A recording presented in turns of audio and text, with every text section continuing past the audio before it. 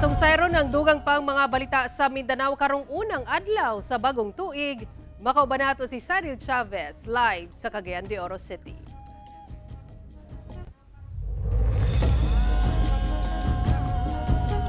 Cyril. Salamat, Sara. Karong unang adlaw sa bagong tuig, naanda na sa mga magkabanay nga mga ligo sa dagat. Busa, dagsa sila karon sa kadagatan sa nagkadaiyang lugar sa Mindanao. Ang detalye sa report ni James Paulo Yap. Sayo pa lang sa buntag, puno na kining beach resort sa Barangay Bunbon sa Cagayan de Oro City.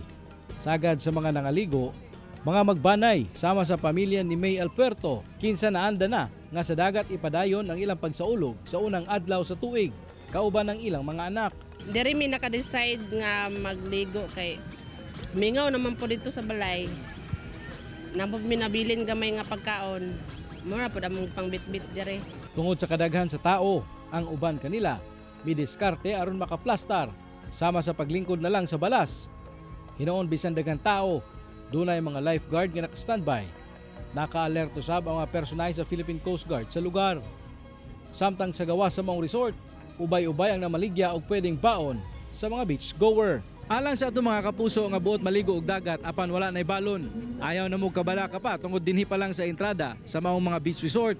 Aduna nay mapalit nga klase-klase mga baligya sama sa kamote ug saging nga gilungag, sinugbang isda, kinilaw nga isda ug klase-klase mga sudan nga ginabaligya lang sa abot kaya nga presyo. Samtang sa Opol, Misamis Oriental, dagsa sab ang mga naligo sa dagat. Busa naka-alerto ang mga personahe sa Disaster Risk Reduction and Management Council. Nag-inspeksyon sab sila sa matag beach resort aron masigurong adunay lifeguard on duty nga makaresponde panahon sa emerhensiya. Atong ginabantayan sa mga ani nga kwan sir is ang kanang mga lumos. Samot na ang mga bata sir kay usahay ra ba ang mga ginikanan mapasagdan gid ang mga bata. Mao gid nakasagara ang mahitabo gid nga nay mga lumos. O kana pong mga hubog nagayo. Magpadayon ang ilang monitoring sa maong dagat hangtod alas 6 sa gabi subay sa ordinansa sa munisipyo sa Opol. Gidagsa sab sa mga liguay ang pipila ka beach resort sa Alabel, Sarangani alang sa pagsaulog sa bagong tuig. Sama dinhi sa public beach resort sa Barangay Ladol. Oo, di amin diri sir kay mga ligo lagi ta kabalo naman nga New Year man, di ba? Doon na say mga nagdula sama sa volleyball. Ang uban nagbuntar na lang og tent. Dalasab nila ang sobra nga mga pagkaon nga giandam sa pagsugat sa bagong tuig. Nami loaf bread, chopon cake. Tapos nagpalit na lang mig isda dire para among subak-subaon. Hugod sab ang monitoring sa mga security personnel sa lugar. Naghaming mga tanod daw, natay pulis gina duha ka patrol, napoy rescue da. Samtang sa usa ka beach sa Barangay Kawas, taas sab ang linya sa mga liguay sa entrance pa lang sa resort.